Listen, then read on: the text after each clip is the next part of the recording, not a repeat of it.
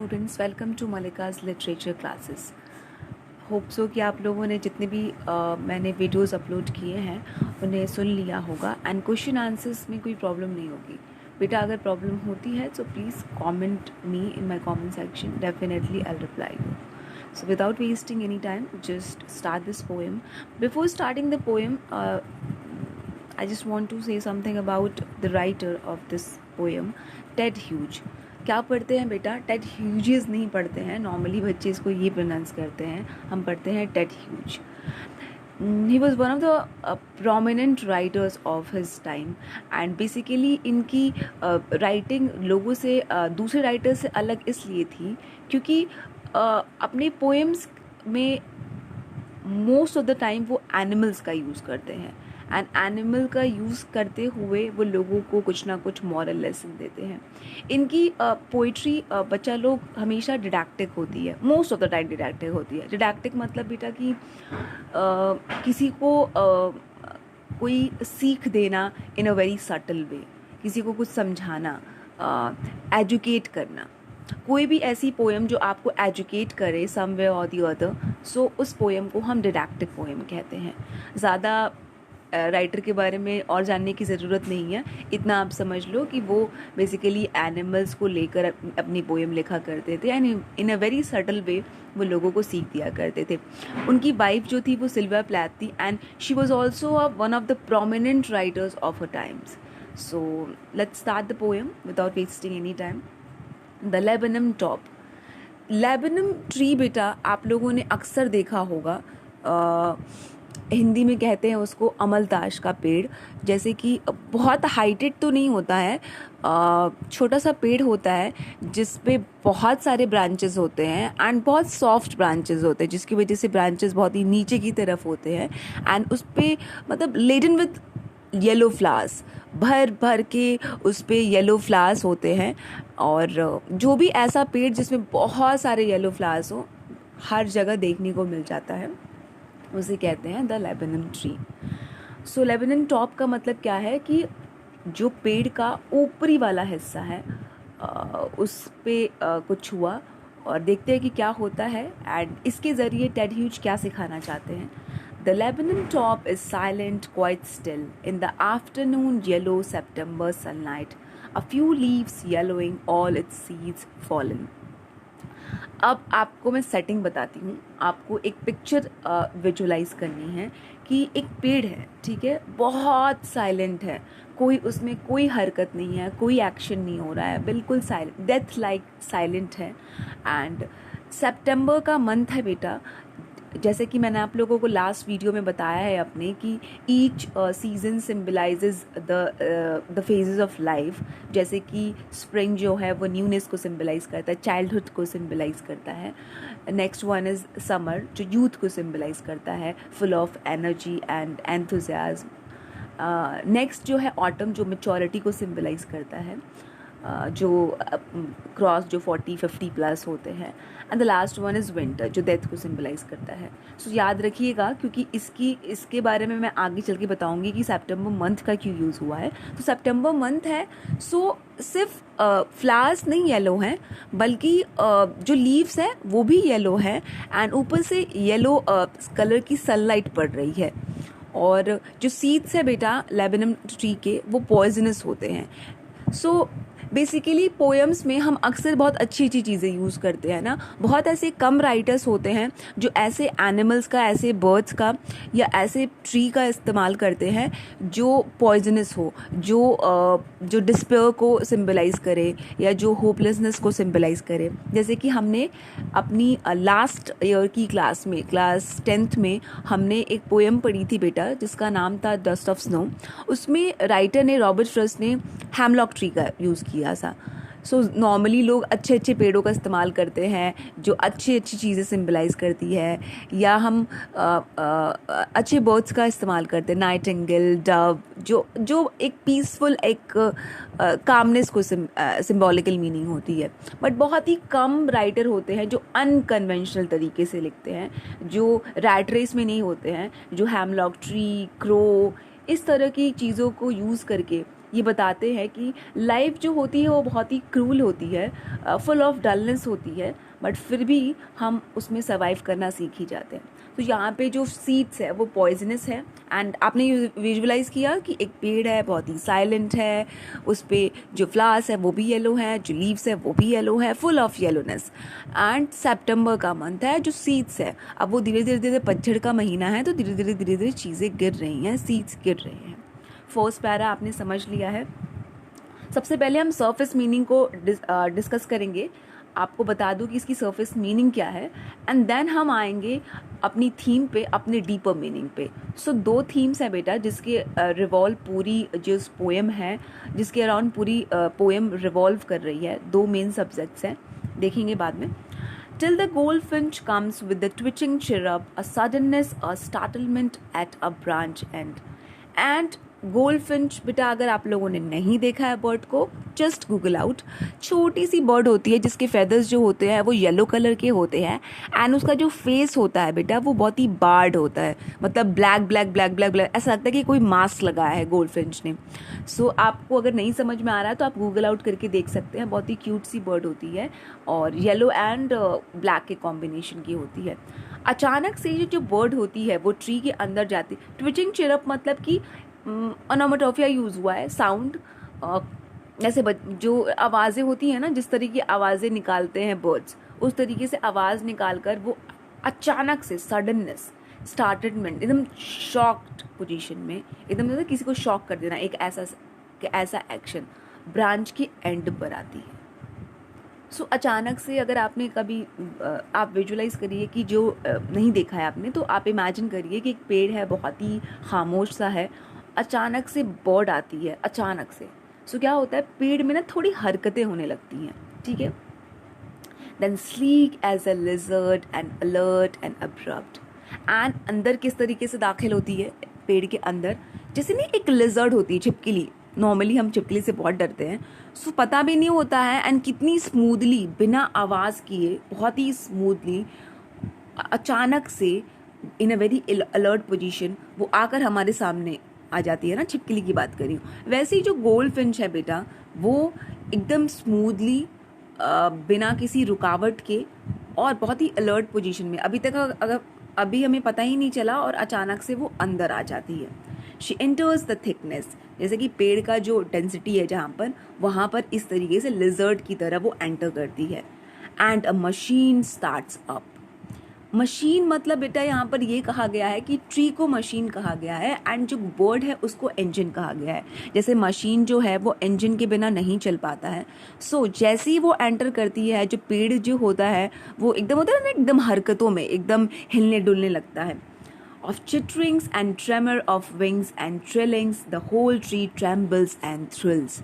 जिस तरह से वो एंटर करती हैं, एंड जैसे चिटरिंग मतलब कि जैसे जो चिड़िया होती है ना, जब बातें करती हैं तो अजीब तरह की आवाज़ निकालती हैं। सो डेंसिटी मतलब यहाँ पर ये भी बताया गया है कि डेंसिटी में ही जहाँ पे थिकनेस होती है पेड़ की, वहाँ पे चिड़िया अपना नेस्ट बना के जाती है, अपने बच्चों को छुपा कर जाती है एक घर में, कि लोग उन्हें परेशान ना करें और लोगों को पता ना चले कि वहाँ पे नेस्ट है। सो जैसे ही वो एंटर करती है अपने बच्चों के पास, तो वो बात करने लगती है, एंड इसकी वजह से जो नहीं होता कि उसके जो विंग्स हैं, एंड जिस तरीके से आवाज़ आती है ना, कू कू, अब मेरी आवाज़ अच्छी नहीं है, ठीक है। सो आप जिस तरह से चिड़िया आवाज़ निकालती है ना, कू कू वाली, सो उस तरीके से वो स्टार्ट कर देती है आवाज़ निकालना, एंड पूरी जो ट्री होती है वो एकदम हरकत में आ जाती है, कंपन में आ जाती है, एक एनर्जी आ जाती है पूरे ट्री में। It's the engine of a family. जो गोल्डफिंच है बेटा उसको एक मदर की तरह भी लिया गया है, एंड जिस तरीके से जब वो एंटर करती है अपने नेस्ट के पास, तो उसके जो बच्चे होते हैं ना वो भी बहुत खुश हो जाते हैं। और it just like a engine. अगर हमारे पेरेंट्स जो होते हैं ना, अगर वो ना हो हमारी लाइफ में, हमारी लाइफ बिल्कुल ही लाइफलेस और डल हो जाएगी। सिमिलरली यहाँ पे भी पोइट ने कहा है, she Stokes it full then floats out at a branch and showing her barred face identity mask. अब यहाँ पर क्या करती है, स्टोक्स मतलब कि फ्यूल होता है बेटा, फ्यूल डालना, लेकिन यहाँ पर इसका मतलब है कि जो चिड़िया आई रहती है वो अपने बच्चों के लिए खाना लेकर आई होती है, कि प्रॉपरली हम कुछ दिन का खाना भर दे उनके पास, सो दैट उनको प्रॉब्लम ना हो। एंड फिर फ्लड्स आउट मतलब कि लीड्स ऑन, फिर वो बाहर निकलती है ब्रांच एंड की तरफ, फिर से ऊपर जाती है लेबेनम टॉप के, and showing her barred face identity mask. जैसे कि मैंने आपको बताया कि जो ये चिड़िया है उसका जो चेहरा है वो ऐसा लगता है कि वो उसने मास्क लगाया है, बिल्कुल ब्लैक ब्लैक, पूरा जो शरीर है वो पूरा येलो होता है एंड जो फेस होता है वो बैरेड होता है, ऐसे lining lining lining lining black होता है। इसका मीनिंग मैं आपको बताऊंगी, डीपर मीनिंग एंड में। Then with every delicate whistle chirrup whisperings she launches away towards the infinite. अब यहाँ पर क्या होता है, एवरी मतलब समथिंग स्ट्रेंज बेटा, सो बहुत ही अजीब तरीके से, बहुत धीरे धीरे धीरे धीरे आवाज़ में, ठीक है, उसके बाद धीरे धीरे आवाज़ निकालते निकालते मे बी वो बाय बोलती हो जैसे मदर फादर, इस तरीके से वो आराम से निकलती है पेड़ की तरफ, and she launches away, flies, ठीक है ना। यहाँ पे इन द कॉन्टेक्स्ट ऑफ पोएम, यहाँ पे लॉन्चेस का मतलब होता है फ्लाई, और वो उड़ जाती है टूवर्ड्स द इन्फिनाइट। इन्फिनाइट मतलब कि स्काई, यहाँ पर in the context of poem infinite means sky, जो एंडिंग, ठीक है ना, एंडिंग पॉइंट तक। And the laburnum subsides to empty, and फिर से लेबनम ट्री फिर से उतने ही साइलेंट, डेथ लाइक साइलेंट की तरह, बिल्कुल बिना किसी एक्टिवनेस के बहुत ही शांत सा खड़ा हो जाता है। So that's the poem. I hope कि आप लोगों को समझ में आया होगा सरफेस मीनिंग की बात। डीपर मीनिंग बेटा यहाँ पर दो है, हम दो थीम्स निकाल सकते हैं। The first one, the relationship between children and parents. आपने देखा होगा बेटा, जैसे कि सितंबर मंथ, स्टार्टिंग में हमने सितंबर मंथ की बात की थी। जो बर्ड है बेटा, हमारे पेरेंट्स बहुत सैक्रिफाइसेस करते हैं ना, even in the time of their death, उनके मन में उनकी डेथ का ख्याल नहीं होता है, बल्कि ये ख्याल होता है कि हमारे जाने के बाद हमारे बच्चों का ख्याल कौन रखेगा। एंड दे ट्राई, वो हमेशा कोशिश करते रहते हैं कि ज़्यादा से ज़्यादा हम उनके लिए करके जाए कि हमारे जाने के बाद उनको प्रॉब्लम ना हो। सितंबर मंथ है एंड दिस मंथ सिंबलाइजेस कि जो गोल्डफिंच है, जो मदर है, वो अब अपने एंडिंग की तरफ है, इसके बाद विंटर आने वाला है एंड विंटर सिंबलाइजेस डेथ। सो इसीलिए जो बर्ड है, स्टोक्स मतलब बेटा यहाँ पर स्टोक्स आया था कि फुल करना, खाना देना। इसका ये सिंबलाइज क्या करता है कि जो चिड़िया होती है वो अपने डेथ से पहले अपने बच्चों के लिए बहुत कुछ करना चाहती है, एंड स्टोक्स फुल, जैसे नहीं हमारे पेरेंट्स होते हैं प्रॉपर्टी एंड घर एंड सारी चीज़ें नाम करके जाते हैं कि हमारे पास ज़्यादा से ज़्यादा चीज़ें रहे एंड लंबे समय तक हमें किसी की नीड ना हो, हमारे पेरेंट्स ये करने की कोशिश करते हैं। सिमिलरली यहाँ पे गोल्डफिंच जो है बेटा, वो अपने बच्चों के लिए इवन इन द एंड, जब उनका एंड आने वाला तब पर भी अपने बच्चों के बारे में सोच रही हैं एंड उनको ज़्यादा से ज़्यादा चीज़ें प्रोवाइड करने जा रही हैं। हमारे पेरेंट्स हमारे प्रोवाइडर होते हैं, हम इम्पोर्टेंस समझे ना समझे, लेकिन उनके लाइफ में हम उनके वर्ल्ड होते हैं। सो किस तरीके से वो आती है, जैसे कि आप बेसिकली हमारे पेरेंट्स जो होते हैं वो दूर दूर तक जाते हैं बेटा कमाने के लिए, अर्न करने के लिए, एंड जब वो वापस आते हैं, सो जिस तरीके से जो ट्री में ट्रेमर, थ्रिलिंग्स, ये सारी चीज़ें हुई, इस तरह से थ्रिल से भर गया, वैसे ही हमारी लाइफ भी एकदम होते हैं ना कि फुल ऑफ एनर्जी होती है जब हमारे पेरेंट्स लौट कर आते हैं।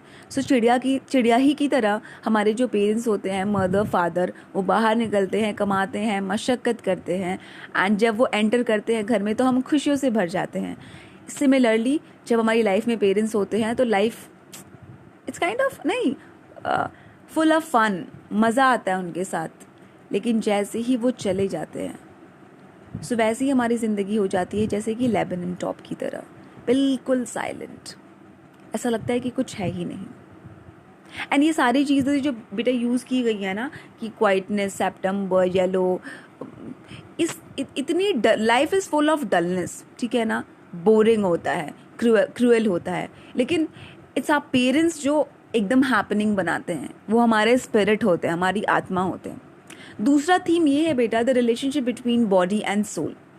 दोनों ही अलग अलग चीज़ें हैं, बट दोनों एक दूसरे को एक एज अ कॉम्प्लीमेंट्री होते हैं। अगर बॉडी नहीं है, बॉडी है, सोल नहीं है तो कोई मतलब नहीं है, अगर सोल है बॉडी नहीं है तो कोई मतलब नहीं है। मेरा मतलब कि जैसे कि हम फिज़िकली जब तक हम लाइफ में एक नॉर्मल तरीके से जी रहे हैं without having any kind of dream, aim, our attitude towards life, बहुत एकदम पड़े रहते हैं बेड पे, तब तक हमारी लाइफ बिल्कुल ही डलनेस वाली होती है, बिल्कुल एक लेबनम ट्री की तरह होती है जो बहुत ही साइलेंट है, बहुत ही डल है, बिल्कुल लाइफलेस है। लेकिन जिस वक्त हमारे मन में ये एंटर हो जाए कि we have to do something for our life and हम ड्रीम देखना शुरू कर दें, हमारा पॉजिटिव एटीट्यूड हो टूवर्ड्स लाइफ, इस तरह से चीज़ें हों, सो लाइफ जो होती है ना बेटा बहुत ही ज़्यादा इंटरेस्टिंग हो जाती है। सिमिलरली पोएट यहाँ पर बात कर रहे हैं कि your positive attitude towards life changes everything. अगर आपके अंदर कुछ नहीं है, कोई सपना नहीं है, कोई एम नहीं है, कुछ करने का मन नहीं है, एंड आपका एटीट्यूड भी बहुत ज़्यादा डल है, सो लाइफ बिल्कुल ही डेथ जैसी हो जाएगी। इसीलिए टेड ह्यूज कहते हैं कि try to infuse again and again positivism या optimism into your life. It's very important. And time to time, ऐसा नहीं है ना कि अगर जो इंजन है अगर उसके अंदर फ्यूल नहीं डालोगे, अगर एक बारी फ्यूल डाल दोगे तो क्या चलता रहेगा ज़िंदगी भर? नहीं ना, उसको हमेशा फ्यूल डालते रहना चाहिए कि अच्छे से मशीन वर्क कर पाए। तो जो हमारी ज़िंदगी है ना, जो हमारी फिज़िकल जो हमारी बॉडी है वो एक बिल्कुल ही एक मशीन की तरह है, ठीक है। एंड जो हमारा मन है, जो हमारा सोल है, वो इंजन की तरह है, जिससे हम, एक होता है ना कि हम जिंदा है, अलाइव है एंड सर्वाइव कर रहे हैं। एंड फ्यूल का काम कौन करता है? हमारे सपने, हमारा attitude, positive attitude towards life. So again and again हमें खुद को रिचार्ज करना है। अगर नहीं किया तो बिल्कुल लेबनम ट्री की तरह बिल्कुल ही साइलेंट एंड डेथ लाइक हो जाएंगे। सो आई जस्ट होप कि आप लोगों को बॉडी एंड सोल का थीम समझ में आया होगा, किस तरीके से दोनों अधूरे हैं। अगर आप ऐसे जिंदा हो without having any kind of aim and dream और एनीथिंग विद होप अगर ना हो, सो आप बिल्कुल ही लाइफलेस हो जाओगे। And the second theme, most important theme, is that कि the relationship between children and parents, how they sacrifice their life even in the time of their death, they only think about ourselves. Okay, I hope कि समझ में आया होगा। And अगर नहीं समझ में आया होगा बेटा तो आप प्लीज़ कमेंट करिएगा, मैं दोबारा ही आपको पोएम पढ़ा दूंगी। Okay, so that's it. Okay, आप लोगों को वैसे तो मैं होमवर्क देने वाली थी, लेकिन चलो कोई बात नहीं। लास्ट टाइम मैंने आप लोगों को बताया था कि बहुत सारे पोएटिक डिवाइसेस हैं, सो आप लोगों को चेक करना पड़ेगा कि पोएटिक डिवाइसेस कौन कौन से हैं। तो मैं आपको बता दूं कि कौन कौन से पोएटिक डिवाइसेस हैं। एंड जो नहीं आपको समझ में आएगा बेटा, जैसे मैंने बोला है आप लोगों को एक वीडियो पक्का डालने वाली हूँ मैं आप लोगों को पोएटिक डिवाइसेस पे सो जल्दी डालूंगी, because of my busy schedule मैं नहीं कर पा रही हूँ, but definitely I will soon upload it. So first हम देखते हैं कि क्या है poetic devices. Okay, just okay, सबसे पहले है बेटा पोएटिक डिवाइसेस में इंजैबमेंट। कोई भी पोएम की लाइन अगर स्टार्ट हो रही है या बीच में भी कभी भी, अगर पहली लाइन के बाद कोई भी पंक्चुएशन मार्क नहीं है, पंक्चुएशन मार्क्स क्यों लगाते हैं बेटा? पॉज के लिए, स्टॉप के लिए, चाहे वो फुल स्टॉप हो, कोलन हो, सेमी कोलन हो, अगर नहीं है, स्टिल के बाद कुछ नहीं है ना, एंड वही लाइन फर्स्ट लाइन दूसरी लाइन को कंटिन्यू कर रही है, तो वहाँ पे होता है यूज इंजैबमेंट का। बताया है मैंने, ENJAMBENT।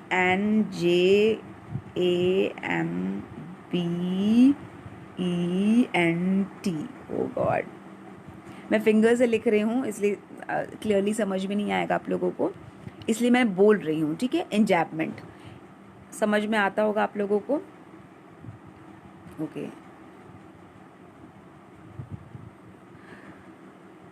ओके, दूसरा है आप लोगों का एलिट्रेशन। सॉरी, कोई भी ऐसा कॉन्सोनेंट साउंड बेटा अगर रिपीट हो मोर देन वन वर्ड, ठीक है ना, वन वर्ड में, सो वहाँ पर होता है एलिट्रेशन। जैसे कि यहाँ पे सितंबर सनलाइट, सो साउंड जो है एक बारी से ज़्यादा रिपीट हुआ है, सो यहाँ पर होगा एलिट्रेशन। ALLITERATION, ठीक है, एलिट्रेशन। कोई भी ऐसा कॉन्सोनेंट साउंड जो बार बार रिपीट हो, जैसे कि चंदू के चाचा ने चंदू की चाची को, ठीक है। तो इसमें क्या, कौन सा पोएटिक डिवाइसेस यूज हुआ है? एलिट्रेशन, ठीक है। और कोई है? और कौन सा है?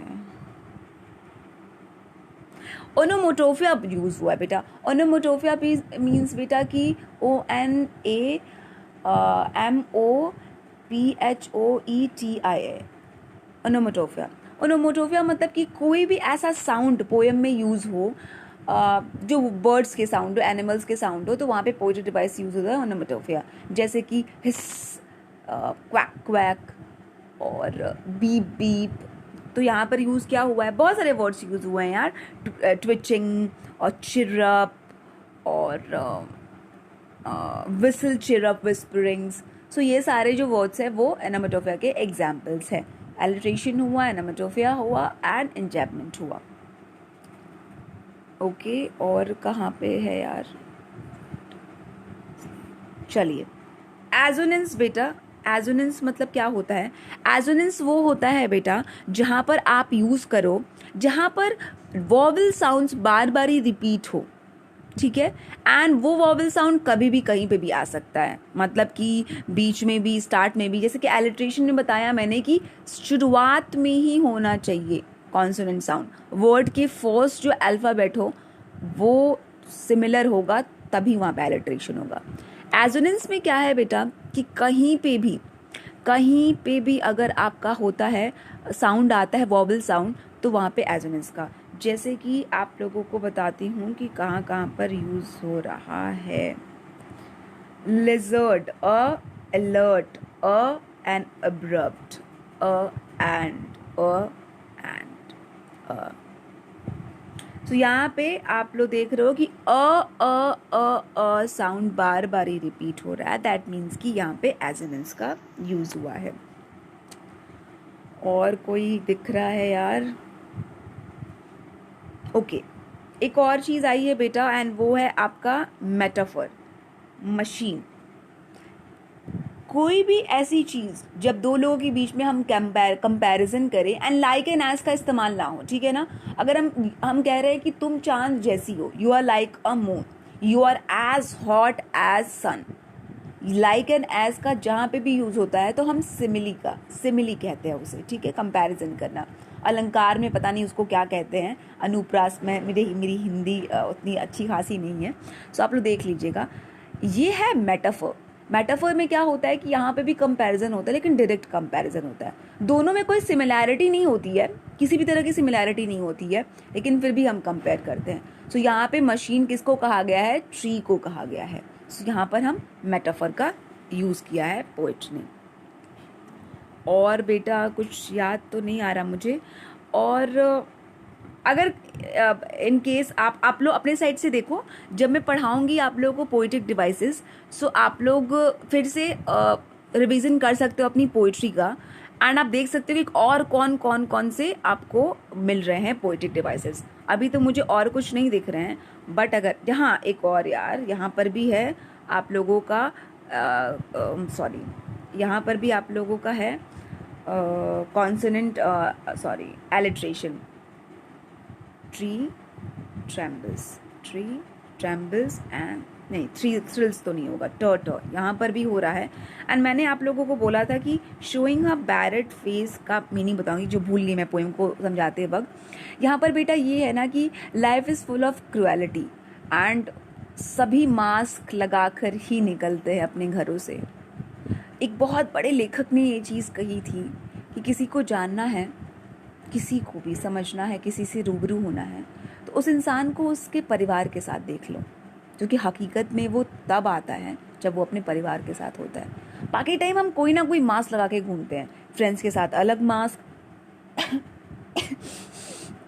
सॉरी, और कोलीग्स के साथ अलग मास्क, स्ट्रेंजर के साथ अलग मास्क, किसी गर्लफ्रेंड के साथ अलग मास्क। सो हम किसी ना किसी तरीके से अपने आप को पोर्ट्रे करने की कोशिश करते हैं जो हम एक्चुअल में होते नहीं हैं। या कभी कभी हम मास्क इसलिए भी लगाते हैं कि अपनी वीकनेस को अगर शो करेंगे तो वर्ल्ड जो है वो कभी ना कभी हमें हमारा फ़ायदा उठा सकता है।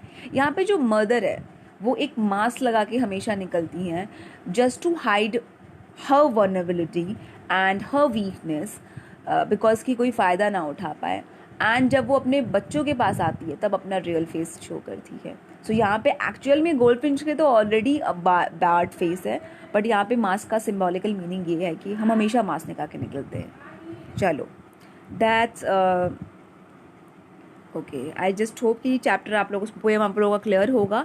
And that's it for today बेटा. And before ending this video, जैसे कि मैं हमेशा बोलती हूँ कि try to implement all the lessons of literature which I have been teaching you, क्योंकि it's very very very important बेटा कि अगर आप पढ़ रहे हो लिटरेचर को एंड वो लेसन्स अपनी लाइफ में इम्प्लीमेंट नहीं कर रहे हो, सो लिटरेचर पढ़ने का कोई भी फ़ायदा नहीं है. So just like this poem, just understand and give importance to your parents, क्योंकि वो प्रोवाइडर होते हैं. किस तरीके से इवन इन द एंड वो आपके बारे में सोचते हैं. And the most important thing is that कि again and again just infuse optimism in yourself. It's very important to have नहीं, एक basic kind of dream. It's very important. आजकल टीनेजर्स को मैं बहुत ही ज़्यादा सुस्त, बहुत ज़्यादा लेज़ी देखती हूँ. ऐसा लगता है कि बिल्कुल ही वो लाइफलेस हो चुके हैं. कोई ड्रीम, कोई एम नहीं है, कोई डायरेक्शन उन्होंने डिसाइड नहीं की है. सो बेटा, decide it. You are the student of class 11th. आप इस एज में हो कि अब आप लोगों को एक सपना लेकर चलना है एंड पॉजिटिव रहना है most of the time, all the time. ठीक है. And don't become that kind of laburnum tree जब वो साइलेंट हो, डेथ लाइक हो. ये जो मिड का जो है ना, मिड का इस तरीके का एटीट्यूड होना चाहिए, जो हमेशा थ्रिलिंग होना चाहिए. एक्टिव रहो, क्योंकि आप लोग टीनेजर्स हो यार, अपने यूथ में हो. सो इट्स वेरी इंपॉर्टेंट कि आप लोग इसी तरह से एक्टिव रहो एंड साइलेंट मत हो, एम्पटी मत हो. हमेशा कुछ ना कुछ अंदर रखो एंड उस चीज़ को हासिल करने की कोशिश करो. एंड लाइक ऑलवेज आई से, just try to be more human every day. Bye bye. Take care.